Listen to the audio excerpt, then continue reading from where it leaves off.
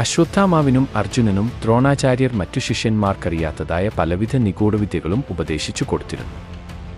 7 ചിരഞ്ജീവികളിൽ ഒരാളായ അശ്വത്ഥാമാവ് ദ്വാപരയുഗത്തിൽ മഹാഭാരത് കാലഘട്ടത്തിലാണ് ജനിച്ചത്. കൗരവ ഗുരു ദ്രോണാചാര്യരുടെയും കൃപാചാര്യരുടെ സഹോദരി കൃപിയുടെയും മകനാണ്.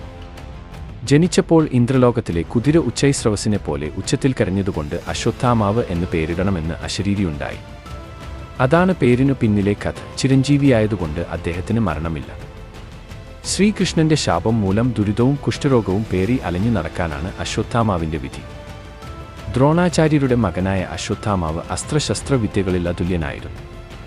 മഹാഭാരത യുദ്ധം നടക്കുമ്പോൾ അച്ഛനും മകനും പാണ്ഡവ പടയെ കൊന്നൊടുക്കി മുന്നേറുകയായിരുന്നു. ദ്രോണാചാര്യരെ തടയാനൊരു വഴിയും ഇല്ലെന്നായപ്പോൾ ശ്രീകൃഷ്ണൻ അശ്വത്ഥാമാവ് മരിച്ചു എന്ന വാർത്ത പ്രചരിപ്പിച്ച് ദ്രോണരെ തളർത്താമെന്ന സൂത്രവിദ്യ കണ്ടെത്തി.